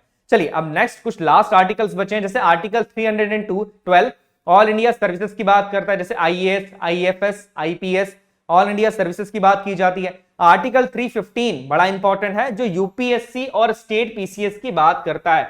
आपका यूनियन पब्लिक सर्विस कमीशन जो है और स्टेट के जो पब्लिक सर्विस कमीशन होते हैं वो आर्टिकल 315 के होते हैं, जो कि सिविल सर्वेंट्स को अपॉइंट करते हैं। ग्रेड 1 और ग्रेड 2 जॉब्स के लिए जो अपॉइंटमेंट किया जाता है डायरेक्टली किया जाता है, दैट मींस कई बार डायरेक्टली इंटरव्यू के लिए किया जाता है, इनडायरेक्टली किया जाता है। तो ये सारे अपॉइंटमेंट्स करने के लिए बॉडीज बनाई गई है। सेंट्रल जो बॉडी है वो यूपीएससी है, दूसरी जो बॉडी हमारी स्टेट पीसीएस होती है जो स्टेट के एडमिनिस्ट्रेटिव्स को अपॉइंट करती है। तो दोनों का ही प्रावधान यहां पर आर्टिकल 315 में दिया गया है, याद रखिएगा। ये देखिए जैसे यहां पर यूपीएससी हमारा। नेक्स्ट अगर बात की जाए कि आर्टिकल 324 बड़ा इंपॉर्टेंट आर्टिकल है, वो इलेक्शन कमीशन की बात करता है। चुनाव आयोग आर्टिकल 324 से रिलेटेड है। हमारा देश दुनिया की सबसे बड़ी डेमोक्रेसी है, यहां पर चुनाव एक फेयर तरीके से हो इसकी रिस्पॉन्सिबिलिटी हमारे इलेक्शन कमीशन की होती है, हमारे चुनाव आयोग की होती है। तो आर्टिकल 324 चुनाव आयोग को एक संवैधानिक दर्जा देता है, एक कॉन्स्टिट्यूशनल जो है स्टेटस प्रोवाइड करता है। तो याद रखिएगा आर्टिकल 324 इलेक्शन कमीशन, चुनाव आयोग। नेक्स्ट आर्टिकल की बात की जाए तो यहां पर आर्टिकल 330 बात करता है कि रिजर्वेशन दिया जाएगा schedule caste and schedule tribes के पीपल को हाउस ऑफ पीपल में। That means ST SC reservation Lok Sabha की सीट्स में दिया जाएगा। इसके बाद आर्टिकल 330 करता है। इसके बाद एक आर्टिकल है 331 जो कि एंग्लो इंडियन कम्युनिटी के रिप्रेजेंटेशन की बात करता है, कहां पर, लोकसभा के अंदर। इसी तरह आर्टिकल 332 एसटी और एससी के सीट्स के रिजर्वेशन की बात करता है, बट कहां रिजर्वेशन होगा, legislative assemblies of the state में। दैट मींस 330 जो है वो लोकसभा के अंदर, दैट मींस सेंटर के अंदर एसटीज और एससीज के रिजर्वेशन की बात करता है। आर्टिकल 332 वहीं पर एसटी और एससीज के रिजर्वेशन की बात करता है, बट स्टेट असेंबलीज के अंदर, दैट मींस राज्यों की जो असेंबली होती है, स्टेट लेजिस्लेचर जो होता है उसकी बात करता है। एक बात याद रखिएगा कि राज्यसभा के अंदर, राज्यसभा की अगर मैं बात करूं, अपर हाउस की बात करूं, तो वहां पर रिजर्वेशन नहीं होता है, ये पॉइंट को याद रखिएगा। नेक्स्ट अगर बात की जाए कि आर्टिकल 333 जो है वो एंग्लो इंडियन कम्युनिटी के रिप्रेजेंटेशन की बात करता है, कहां पर, अलग अलग स्टेट्स के अंदर, है ना, याद रखिएगा। अब लास्ट के कुछ आर्टिकल्स बचे हैं, जैसे आर्टिकल 338 जो कि national commission for schedule caste की बात करता है। अगर आज की मैं करंट अफेयर्स की अगर बात करूं या करंटली बात करूं तो विजय संपाल जी जो हैं वो एससी कमीशन के चेयरमैन हैं। इसके अलावा article 338A national commission for scheduled tribes की बात कर रहा है, करंटली जिसके जो चेयरमैन है वो हर्ष चौहान जी है। इसके अलावा हमारा article 330B national commission for backward class की बात करता है, जिसके चेयरमैन करंटली में बात करूं तो भगवान लाल सहानी जी हैं। और इसके अलावा एक और आर्टिकल है जो कि आर्टिकल 351 है, वो directive for development of the Hindi language की बात करता है। और लास्ट में हमारे कुछ 3 इंपॉर्टेंट आर्टिकल्स आ जाते हैं। आर्टिकल 352 जो नेशनल इमरजेंसी की बात कर रहा है। इसके अलावा आर्टिकल 356 जो स्टेट इमरजेंसी या प्रेसिडेंट रूल की बात करता है। इसके अलावा हमारा आ जाता है आर्टिकल 360 जो कि फाइनेंस इमरजेंसी या फाइनेंशियल इमरजेंसी की बात करता है। नेशनल इमरजेंसी देश में 3 बार लागू हो गई है, फाइनेंशियल इमरजेंसी आज तक देश में नहीं लगी है ना। पॉइंट्स डिस्कस करें हमने इमरजेंसी के लेक्चर के अंदर, ये सारी चीजें डिस्कस करें। तो चलिए आज हमारे सारे आर्टिकल्स कंप्लीट हो गए हैं। अब नेक्स्ट अभी इसी लेक्चर में अब हम आगे समझते हैं हमारे संविधान के कुछ इंपॉर्टेंट अमेंडमेंट्स, संशोधन करना संविधान के अंदर। अब बेसिकली अमेंडमेंट्स होते क्या हैं, किसी चीज में संशोधन क्यों किया जाता है। हमारा कॉन्स्टिट्यूशन की अगर बात की जाए तो जैसे हमने देखा है कि 26 नवंबर 1949 के अंदर हमारे संविधान को अडॉप्ट कर लिया गया था। और ये इफेक्ट में कब आया था, लागू कब से किया गया था, 26 जनवरी 1950 से। अब देखिए उस समय पे जो आर्टिकल्स संविधान में लाए गए थे वो समय के साथ साथ चेंज अपने आप नहीं हुए हैं। हो सकता है कि कुछ आर्टिकल्स उस समय इंपॉर्टेंट थे बट आज टाइम के साथ उन आर्टिकल्स की जरूरत नहीं है। तो संविधान में टाइम टाइम पे चेंज करना, कुछ आर्टिकल्स को हटाना, कुछ नए आर्टिकल्स को जोड़ना, अमेंड करना, चीजों को रिमूव करना, ऐड करना बहुत ज्यादा जरूरी हो गया था। इसके लिए जो प्रोसेस दी गई है कि किस तरीके से संविधान में संशोधन किया जाता है वो प्रोसेस दी गई है आर्टिकल 368 के अंदर। तो आर्टिकल 368 जो है वो कॉन्स्टिट्यूशनल अमेंडमेंट प्रोसेस की बात करता है। बट एक बात आपको याद रखना है कि संविधान से कोई चीज हटाई तो जा सकती है, किसी चीज को ऐड भी किया जा सकता है, बट कॉन्स्टिट्यूशन के बेसिक स्ट्रक्चर में चेंज नहीं किया जा सकता है। यह बात कही गई थी केशवानंद भारती केस के अंदर 1973 में, जिसके अंदर सबसे बड़े जजेस की पैनल भी बैठी थी जो कि 13 जजेस थे ना। छोटा सा पॉइंट है, इसको याद रखिएगा। नेक्स्ट अगर बात की जाए कि अमेंडमेंट का प्रोसेस क्या होता है, एक सिंपल प्रोसेस की हम बात करें अमेंडमेंट की तो देखिए क्या होता है। अमेंडमेंट का जो बिल है, कॉन्स्टिट्यूशन अमेंडमेंट का जो बिल है वो किसी भी हाउस में आप प्रेजेंट कर सकते हैं। जरूरी नहीं है कि लोकसभा में ही जाएगा कॉन्स्टिट्यूशन अमेंडमेंट का बिल या राज्यसभा के अंदर ही जाएगा। Either house of the parliament, parliament के किसी भी हाउस के अंदर कॉन्स्टिट्यूशन अमेंडमेंट बिल प्रेजेंट किया जा सकता है। बट यह बात आपको याद रखनी है कि जो बिल है वो पार्लियामेंट के अंदर प्रेजेंट किया जाना चाहिए। दैट मींस लोकसभा में प्रेजेंट कर सकते हो आप या राज्यसभा में कर सकते हो, आप स्टेट लेजिस्लेटिव असेंबली के अंदर नहीं कर सकते। दैट मीन स्टेट असेंबलीज के अंदर, स्टेट काउंसिल के अंदर कॉन्स्टिट्यूशन अमेंडमेंट बिल को प्रेजेंट नहीं किया जा सकता है। यह बड़ा इंपॉर्टेंट पॉइंट है, याद रखिएगा। इसके बाद अगर हम बात करें कि ये जो बिल है वो कोई पब्लिक मेंबर भी प्रेजेंट कर सकता है, कोई मिनिस्टर भी प्रेजेंट कर सकता है और कोई प्राइवेट मेंबर भी कर सकता है। पिछले लेक्चर्स में मैंने ये चीज बताई भी है कि काउंसिल ऑफ मिनिस्टर्स के अंदर जितने भी लोग होते हैं बेसिकली सिर्फ वही मिनिस्टर्स होते हैं। काउंसिल ऑफ मिनिस्टर के बाहर जितने भी मेंबर ऑफ पार्लियामेंट हैं उन्हें प्राइवेट मेंबर कहा जाता है। तो यहां पर ये उसी की बात कर रहे हैं कि संविधान संशोधन का जो विधेयक है, कॉन्स्टिट्यूशन अमेंडमेंट बिल जो है, वो यहां पर कोई प्राइवेट मेंबर भी प्रेजेंट कर सकता है या कोई मिनिस्टर भी प्रेजेंट कर सकता है। नेक्स्ट पॉइंट की बात करें कि यहां पर बेसिकली स्पेशल मेजॉरिटी की जरूरत पड़ती है कॉन्स्टिट्यूशन अमेंडमेंट बिल को पास होने के लिए, जिसको अभी हम आगे देखेंगे। और ज्वाइंट सिटिंग का प्रावधान जो अभी हमने आर्टिकल 108 के अंदर पढ़ा है, ज्वाइंट सिटिंग का कोई भी प्रोविजन कॉन्स्टिट्यूशन अमेंडमेंट बिल्स के लिए नहीं होता है। और एक बड़ा इंपॉर्टेंट अमेंडमेंट यहां पर खुद के अंदर आया था कि 24 कॉन्स्टिट्यूशन अमेंडमेंट एक्ट 1971, 24वां संविधान संशोधन विधेयक 1971, जिसमें यह कहा गया था कि प्रेसिडेंट के पास अगर कोई संविधान संशोधन का विधेयक पास होके चला जाता है, राज्यसभा से और लोकसभा से पास होके जाता है, तो प्रेसिडेंट को उस पे अपनी सहमति देनी ही होगी। He is bound to give his assent, he is obligatory to give his assent. जैसे लिखा है obligatory for president to give his assent to a constitution amendment bill. तो ये कुछ पॉइंट्स हैं हमारे कॉन्स्टिट्यूशन अमेंडमेंट के, ये पॉइंट्स हमने यहां पर देख लिए। चलिए बच्चों अब यहां पर देख लेते हैं आर्टिकल 368 जो है वो बात करता है अमेंडमेंट्स की। अब यहां पर देख लेते हैं कि इसका प्रोसेस क्या होता है। देखिए सबसे पहली बात तो आप बिल को किसी भी हाउस में इंट्रोड्यूस कर दोगे, चाहो तो लोकसभा में कर सकते हैं या राज्यसभा में कर सकते हैं, कोई मिनिस्टर भी कर सकता है, कोई प्राइवेट मेंबर भी इसको इंट्रोड्यूस कर सकता है। इसके बाद अगर बात की जाए कि वोटिंग जो है इसमें स्पेशल मेजॉरिटी की जरूरत से पास होना चाहिए, दोनों हाउसेस से सेपरेटली स्पेशल मेजॉरिटी से बिल पास होना चाहिए। अब स्पेशल मेजॉरिटी क्या है, पहला तो है 50% of the total membership. That means जितने भी total number of members house के अंदर होते हैं उसके 50% लोग उस पर सहमति दें। पहली तो चीज ये होती है जिसे बेसिकली हम एब्सोल्यूट मेजोरिटी जानते हैं। और इसके अलावा दूसरी कंडीशन भी होती है कि 2/3 of the members present and voting is required to pass the bill. इसके अलावा जो 2/3 मेंबर्स हैं, 2/3 जो मेंबर्स हैं हाउस के अंदर जो प्रेजेंट है और वोट कर रहे हैं, उनकी सहमति की भी जरूरत यहां पर होती है। चलिए, थोड़ा सा कंफ्यूजिंग आपको लग रहा होगा अगर, तो एक छोटे से पॉइंट से मैं इसको समझा देता हूं कि बेसिकली क्या कहना चाह रहा है। मान लेते हैं कि हाउस की जो स्ट्रेंथ है, टोटल स्ट्रेंथ जो है वो 500 है। अब 500 का पहला तो पॉइंट था इनका 50%, तो 500 का 50% कितना हो जाता है? 250। अब मान लेते हैं कि जिस दिन वोटिंग हो रही थी उस दिन 500 में से केवल 300 लोग ही हाउस में प्रेजेंट थे। अब 300 का 2/3 वोटिंग होनी चाहिए, तो 2/3 300 की कितनी हो जाएगी यहां पर? 200। तो क्या वो bill, constitution amendment bill pass हो गया? वो बिल पास नहीं होगा। कि हाँ, वो दूसरी कंडीशन तो फुल कर रहा है कि 2/3 मेंबर्स प्रेजेंट इन वोटिंग, की 300 में से 200 लोगों ने उस अमेंडमेंट को पास कर दिया है। मान लेते हैं कि 300 लोगों के बीच में वोटिंग हुई, 210 ने बोला हाँ ये बिल पास हो जाना चाहिए, और बाकी जो मेंबर्स थे 90 उन्होंने बोला बिल पास नहीं होना चाहिए। तो पहली कंडीशन को तो फुलफिल कर दिया कि 2/3 of the member of the house उनका वोट प्राप्त होना चाहिए, वो पहली कंडीशन तो फुलफिल हो रही है यहां पर। बट जो दूसरी कंडीशन है, क्या है?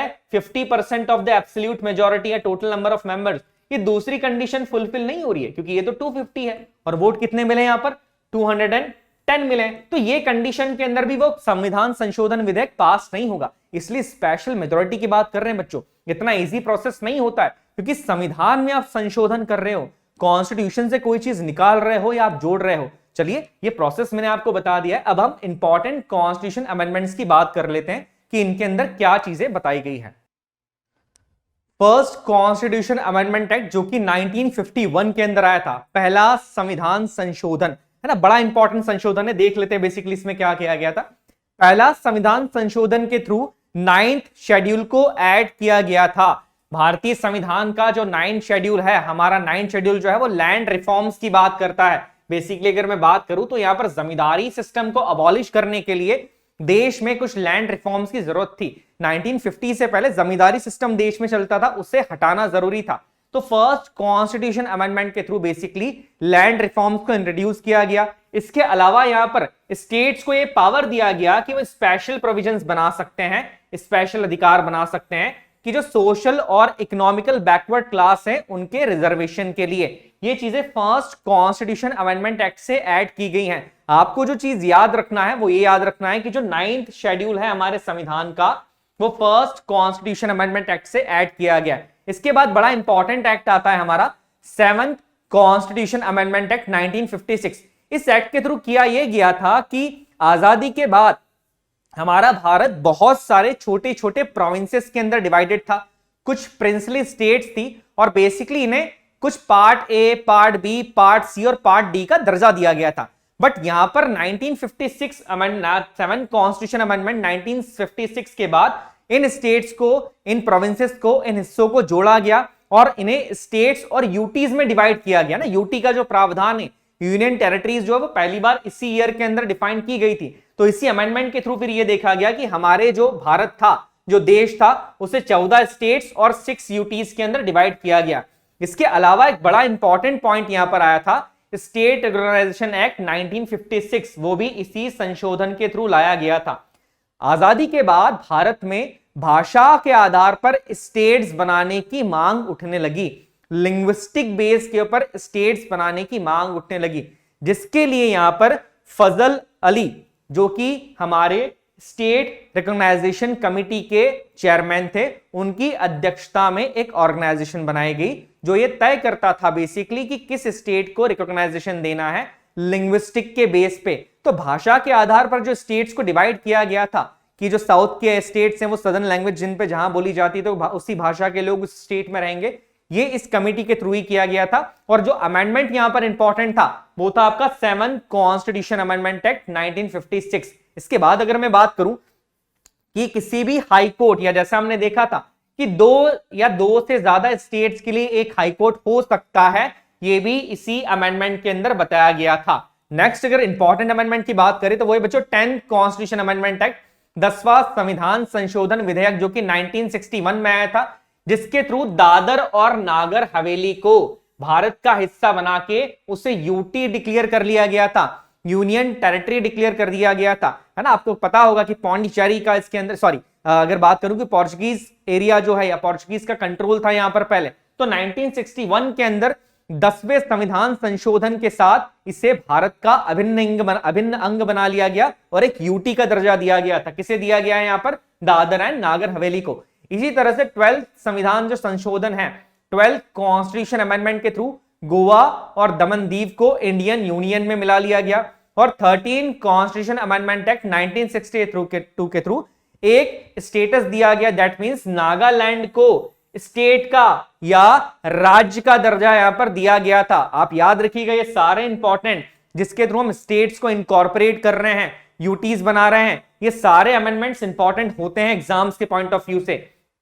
नेक्स्ट अगर इंपॉर्टेंट अमेंडमेंट की बात करूं तो वो था आपका 14 कॉन्स्टिट्यूशन अमेंडमेंट एक्ट, जिसके थ्रू पौंडीचेरी को भारत का हिस्सा बना दिया गया था। और इसके बाद नेक्स्ट एक अमेंडमेंट एक्ट आता है जो कि हमारे 8 शेड्यूल से रिलेटेड है, भाषा से रिलेटेड है, वो है 21st कॉन्स्टिट्यूशन अमेंडमेंट एक्ट। आपको पता होगा कि संविधान के हमारे 8 शेड्यूल के अंदर भारत की लैंग्वेजेस की बात की गई है, लैंग्वेजेस दी गई है, जिसमें 22 लैंग्वेज डिफाइन है। तो जो सिंधी लैंग्वेज है हमारी, सिंधी लैंग्वेज को 21st कॉन्स्टिट्यूशन अमेंडमेंट एक्ट के थ्रू ही 8 शेड्यूल के अंदर इनकॉर्पोरेट किया गया था, 8वें शेड्यूल के अंदर जोड़ा गया था, यह बात याद रखिएगा।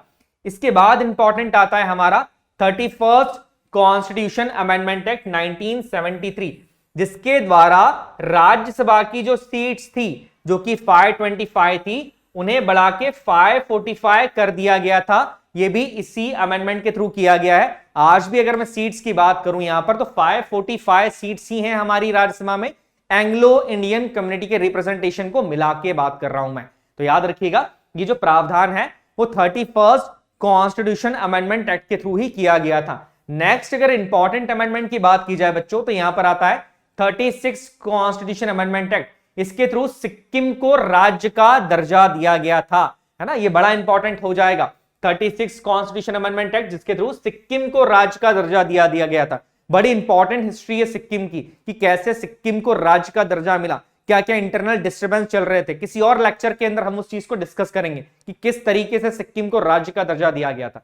चलिए नेक्स्ट अगर यहां पर अमेंडमेंट की बात करूं तो सबसे ज्यादा इंपॉर्टेंट अमेंडमेंट आता है 42nd कॉन्स्टिट्यूशन अमेंडमेंट एक्ट, 42वां संविधान संशोधन 1976 का या 1976 का, जिससे ये संविधान संशोधन इतना बड़ा है, इतने सारे अमेंडमेंट्स किए गए थे कि इसे मिनी कॉन्स्टिट्यूशन कहा जाता है, लघु संविधान कहा जाता है। तो आपको याद रखना है बच्चों ये चीज कि अगर क्वेश्चन ये आ जाता है कि किस कॉन्स्टिट्यूशन अमेंडमेंट को मिनी कॉन्स्टिट्यूशन कहा जाता है, तो वो कौन सा होगा?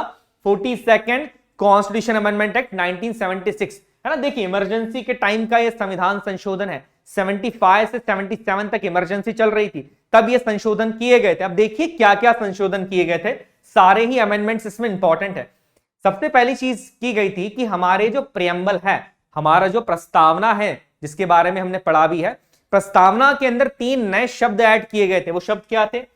सोशलिस्ट, सेकुलर और इंटीग्रिटी। तो प्रियम्बल के अंदर ये जो 3 वर्ड्स हैं वो हमारे 42nd संविधान संशोधन के साथ ही ऐड किए गए हैं। नेक्स्ट अगर बात की जाए कि जो फंडामेंटल ड्यूटीज होगी, आर्टिकल 51A को भी इसी संशोधन के द्वारा ऐड किया गया था और एक नया पार्ट जोड़ा गया था जो था पार्ट 4A। याद रखिएगा इंपॉर्टेंट पॉइंट है। तीसरा जो संशोधन किया गया था, जो अमेंडमेंट किया गया था, made the president bound by the advice of the president of the cabinet, की प्रेसिडेंट जो है वो कैबिनेट की एडवाइस मानने के लिए बाध्य होंगे। और एक इंपॉर्टेंट अमेंडमेंट किया गया था कि जो लोकसभा का कार्यकाल है, लोकसभा का और स्टेट असेंबलीज का जो कार्यकाल है, उसे 5 साल से बढ़ा के 6 साल कर दिया गया था। आपको शायद ये चीज पता नहीं होगी, बट ये हो चुका है कि 42nd कॉन्स्टिट्यूशन अमेंडमेंट के थ्रू जो कार्यकाल था लोकसभा का और स्टेट असेंबलीज का, उसे 5 साल से बढ़ा के 6 साल कर दिया गया था। हाँ, बाद में 44 कॉन्स्टिट्यूशन अमेंडमेंट एक्ट 78 के थ्रू इसे वापस से 5 साल कर दिया गया था, बट इस समय पे इसे 5 साल से बढ़ा के 6 साल कर दिया गया था।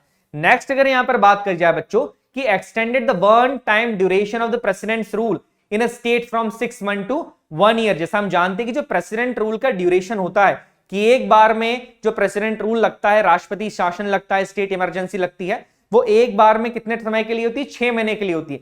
बट यहां पर इस चीज को 6 महीने से बढ़ा के इस संशोधन के थ्रू 1 साल कर दिया गया था, है ना। तो ये बहुत इंपॉर्टेंट अमेंडमेंट है, तभी इसे मिनी कॉन्स्टिट्यूशन कहा जाता है। नेक्स्ट अगर अमेंडमेंट की बात की जाए तो यहां पर 3 नए शब्द जोड़े गए थे डीपीएसपी के अंदर, या 3 नए डायरेक्टिव प्रिंसिपल्स जोड़े गए थे, जो कि पहला था आर्टिकल 39A जो कि equal justice and provide free legal aid to the poor की बात करता है। इसके बाद था आर्टिकल 43A, ये कहता है कि to take steps to secure the participation of workers in the management of industries. और इसके बाद था आर्टिकल 48A। तो ये जो तीनों आर्टिकल्स हैं ये भी 42nd अमेंडमेंट के थ्रू ही जोड़े गए हैं, किसके अंदर? हमारे directive principles of state policies के अंदर जोड़े गए। बड़े इंपॉर्टेंट पॉइंट्स हैं, इन आर्टिकल से क्वेश्चन बना है पिछली ईयर्स में एनडीए में, तो ये आर्टिकल्स आपको याद रखना जरूरी है। चलिए एक और पॉइंट की बात की जाए कि यहां पर बेसिकली ये चीज भी कही गई थी कि जो नेशनल इमरजेंसी है, प्रोक्लेमेशन ऑफ नेशनल इमरजेंसी का, वो भारत के साथ साथ भारत के किसी हिस्से में भी हो सकता है। जरूरी नहीं है कि पूरे भारत में ही नेशनल इमरजेंसी लागू की जा सकती है, किसी भारत के देश के किसी एक पर्टिकुलर टेरिटरी के अंदर भी नेशनल इमरजेंसी को प्रोक्लेम किया जा सकता है। यह भी किसके थ्रू कहा गया था, या ये चीज भी किसके थ्रू ऐड की गई थी? 47 कॉन्स्टिट्यूशन अमेंडमेंट एक्ट 1976 के थ्रू। चलिए और आगे देखते हैं कि इस अमेंडमेंट एक्ट के थ्रू क्या कहा गया था। यहां पर जो 5 सब्जेक्ट्स थे स्टेट लिस्ट के, उन्हें कॉन्करेंट लिस्ट के अंदर शिफ्ट कर दिया गया था। जैसा कि मैंने आपको बताया है कि जो 7 schedule of the Indian constitution है वो डिस्ट्रीब्यूशन ऑफ पावर्स की बात करता है between the central and the state. और 7 शेड्यूल के अंदर 3 लिस्ट दी गई हैं। उन तीनों लिस्ट के अंदर कुछ सब्जेक्ट्स हैं जिनके ऊपर कानून बनाने का हक अलग अलग कैटेगरीज को है। जैसे पहली लिस्ट जो है, जिसे हम यूनियन लिस्ट के नाम से जानते हैं, उस यूनियन लिस्ट में जितने सब्जेक्ट्स हैं उनके ऊपर कानून सेंटर बना सकता है। सेकंड लिस्ट हमारी स्टेट लिस्ट आती है, स्टेट लिस्ट में जितने सब्जेक्ट्स हैं उनके ऊपर कानून राज्य सरकारें बना सकती है, स्टेट बना सकता है। और तीसरा होती है हमारी कॉन्करेंट लिस्ट। कॉन्करेंट लिस्ट के अंदर जितने सब्जेक्ट्स हैं उनके ऊपर कानून राज्य सरकार भी बना सकती है, दैट मींस स्टेट भी बना सकती है, और सेंट्रल गवर्नमेंट भी बना सकती है, दैट मींस यूनियन भी बना सकती है। तो ये जो तीनों लिस्ट होती हैं, इसमें से कॉन्करेंट लिस्ट का प्रावधान हमने कहां से लिया है, ये कमेंट बॉक्स में बताइएगा। ऑलरेडी हमने डिस्कस करा है बोरोइंग फीचर्स वाले लेक्चर के अंदर। तो यहां पर क्या किया गया कि स्टेट लिस्ट के जो 5 सब्जेक्ट्स थे उनको ट्रांसफर कर दिया कॉन्करेंट लिस्ट में, कि अब इन कॉन्करेंट लिस्ट के जो 5 सब्जेक्ट्स हैं इन पे बनाने का अधिकार, कानून बनाने का अधिकार स्टेट गवर्नमेंट को भी होगा और यहां पर सेंट्रल गवर्नमेंट को भी होगा। ये 5 सब्जेक्ट्स कौन से थे एक बार जल्दी से देख लेते हैं।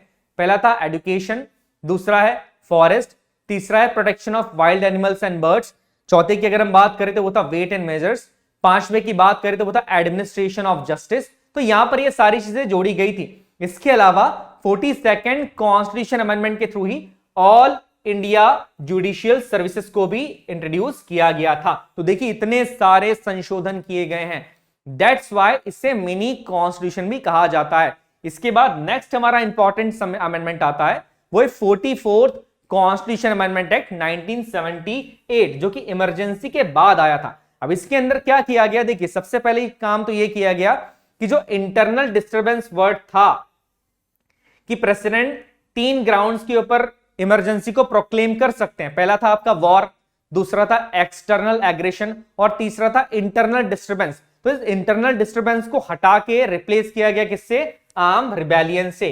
ये वर्ड जो है वो 44 कॉन्स्टिट्यूशन अमेंडमेंट एक्ट के थ्रू ही जोड़ा गया है। इसके बाद अगर हम बात करें तो यहां पर एक चीज इंपॉर्टेंट आर्टिकल या इंपॉर्टेंट अमेंडमेंट किया गया था कि जो नेशनल इमरजेंसी अगर प्रोक्लेम करनी है प्रेसिडेंट को तो वो केवल और केवल रिटर्न रिकमेंडेशन पे ही कर सकते हैं कैबिनेट के, कि जब तक कैबिनेट या काउंसिल ऑफ मिनिस्टर्स रिटर्न में रिकमेंडेशन नहीं देगी प्रेसिडेंट इमरजेंसी को प्रोक्लेम यहां पर नहीं कर सकते हैं। ये पॉइंट याद रखिएगा।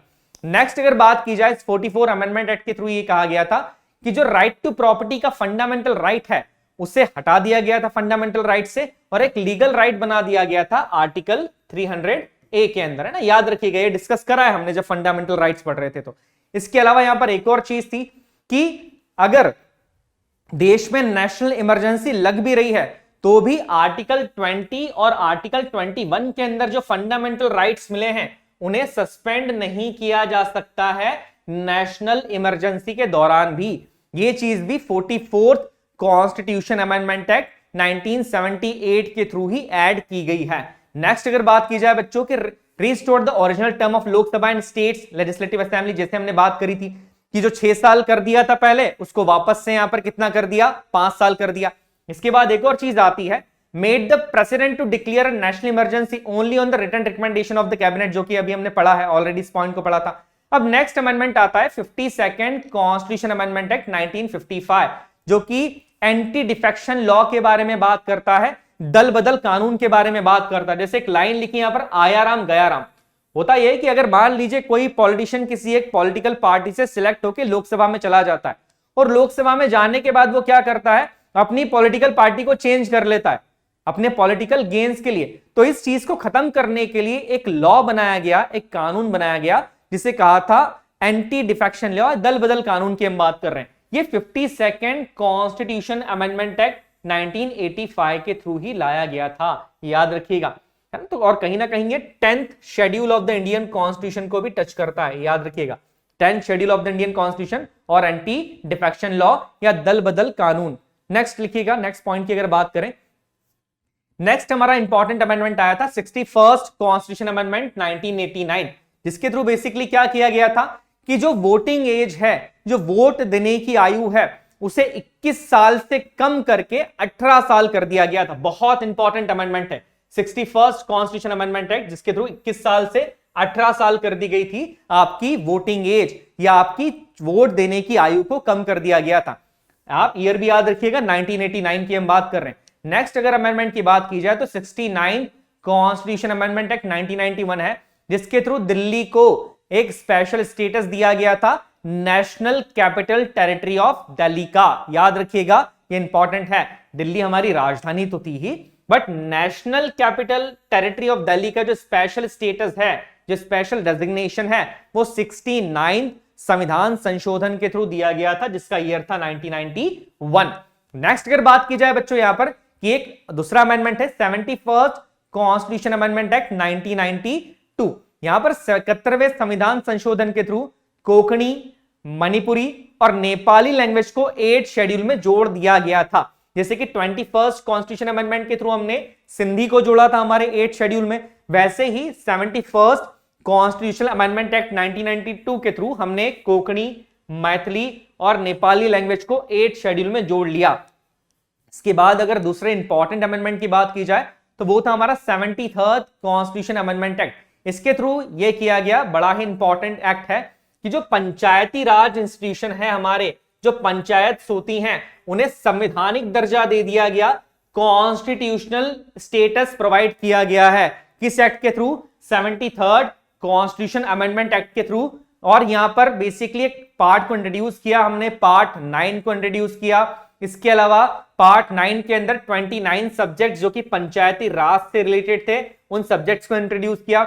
इसी तरह एक दूसरा अमेंडमेंट था 74th कॉन्स्टिट्यूशनल अमेंडमेंट एक्ट 1992, जिसके थ्रू बेसिकली हमने जो म्युनिसिपैलिटी कॉर्पोरेशन है या म्युनिसिपल कॉर्पोरेशन हैं या हमारे जो अर्बन लोकल बॉडीज हैं, उन्हें संवैधानिक दर्जा या कॉन्स्टिट्यूशनल स्टेटस प्रोवाइड किया था। तो ये 74th कॉन्स्टिट्यूशन अमेंडमेंट एक्ट भी यहां पर क्या हो जाता है, आपके लिए बहुत ज्यादा इंपॉर्टेंट हो जाता है। इसके अलावा यहां पर एक नया पार्ट 9A को ऐड किया गया।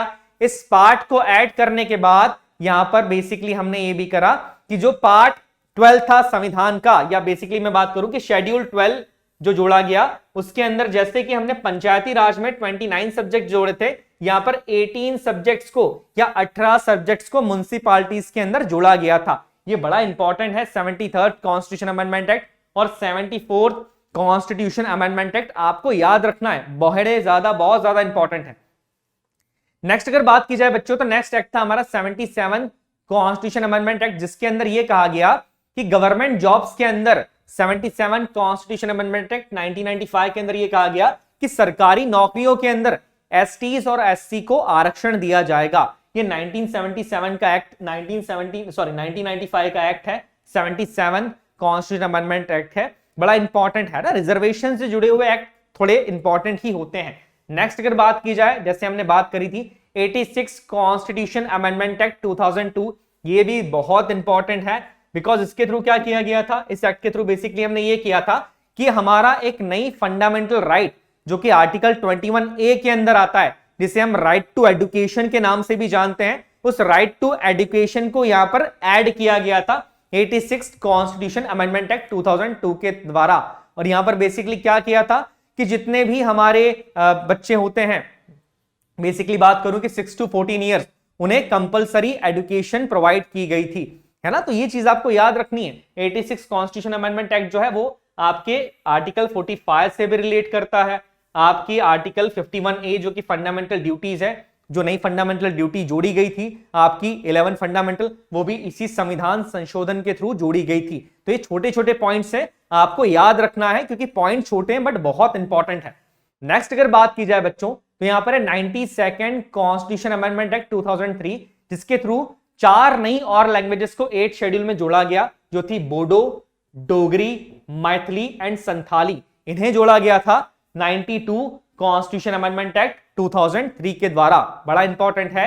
नेक्स्ट अगर बात की जाए कि 101 कॉन्स्टिट्यूशन अमेंडमेंट एक्ट, बहुत बहुत बहुत इंपॉर्टेंट है, जो गुड्स एंड सर्विस टैक्स है, जीएसटी को संविधान में जो जोड़ा गया है, जो टैक्सेशन के अंदर जोड़ा गया है, वो 101st कॉन्स्टिट्यूशन अमेंडमेंट एक्ट 2017 के अंदर जोड़ा गया है। तो यहां पर ये एक्ट का नंबर तो इंपॉर्टेंट है ही, यहां पर इसका ईयर भी इंपॉर्टेंट हो जाता है। तो जब भी आप किसी एक्ट को पढ़ते हैं, आपको एक्ट तो पढ़ना ही है, उस अमेंडमेंट को तो पढ़ना ही है, साथ में वो किस ईयर के अंदर आया था, किस साल के अंदर उसको लाया गया था, वो साल भी आपको याद होना चाहिए। चलिए बच्चों नेक्स्ट पढ़ते हैं हम यहां पर। नेक्स्ट और अंतिम लास्ट हमारा जो अमेंडमेंट था वो था 103rd कॉन्स्टिट्यूशन अमेंडमेंट एक्ट 2019, जो कि 2019 के अंदर आया था, जिसके अंदर जो इकोनॉमिकल वीकर सेक्शंस है, दैट मींस फाइनेंशियल बैकग्राउंड के ऊपर रिजर्वेशन जो दिया गया है हमारे देश में इकोनॉमिकल वीकर सेक्शंस को, वो इसी अमेंडमेंट के थ्रू दिया गया था कि गवर्नमेंट जॉब्स के अंदर, स्कूल्स के अंदर, एजुकेशन इंस्टीट्यूशंस के अंदर 10% रिजर्वेशन दिया जाएगा इकोनॉमिकल वीकर सेक्शन को। तो जो ईडब्ल्यूएस का प्रावधान है वो 103rd कॉन्स्टिट्यूशन अमेंडमेंट एक्ट 2009 के थ्रू ही लाया गया है, ये याद रखिएगा।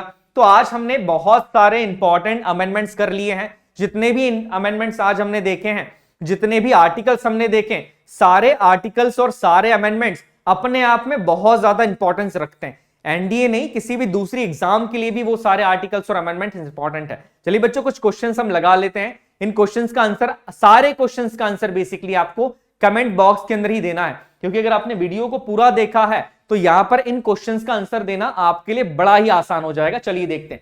पहला क्वेश्चन यह है कि which article of the Indian constitution deals with the constitution amendments, कि संविधान संशोधन से कौन सा आर्टिकल यहां पर डील करता है, या किस आर्टिकल में संविधान संशोधन की बात की गई है। ऑप्शन देख लीजिए, 332 है, 386 से आर्टिकल 368 है, और none of the above. Next question की बात करें कि which constitution amendment reduced the voting age from 21 years to 18 years, 21 साल से 18 साल वोट देने की आयु किस अमेंडमेंट के थ्रू की गई थी, 54, 36, 62 या 61। नेक्स्ट क्वेश्चन है कि बोडो, डोगरी और मैथिली लैंग्वेज को और संथाली लैंग्वेज को 8 शेड्यूल में किस संविधान संशोधन के थ्रू जोड़ा गया था, या किस कॉन्स्टिट्यूशन अमेंडमेंट के थ्रू जोड़ा गया था। तो यहां पर ऑप्शन क्या है, 89, 92, 19, 95।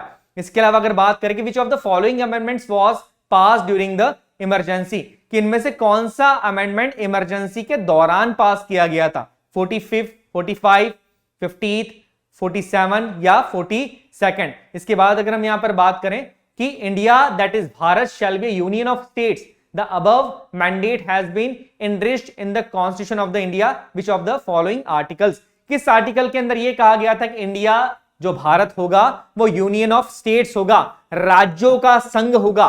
ये किस आर्टिकल के थ्रू कहा गया था, इसका आंसर भी, ये सारे आंसर्स आपको बच्चों कमेंट बॉक्स के अंदर देने हैं। तो चलिए आज के लेक्चर के अंदर हमने वो सारे इंपॉर्टेंट आर्टिकल्स और सारे इंपॉर्टेंट अमेंडमेंट्स कर लिए हैं जो आपकी आने वाली एग्जाम के लिए बहुत ज्यादा इंपॉर्टेंट है। चलिए बच्चों इसी तरह से आप अच्छे से मेहनत करते रहिए, और जो भी कुछ टॉपिक्स हमारे पॉलिटी के बच गए हैं वो आगे वाले लेक्चर्स के अंदर हम ऐसे ही पूरे प्रॉपर तरीके से कवर करते हैं। तब तक के लिए जय हिंद।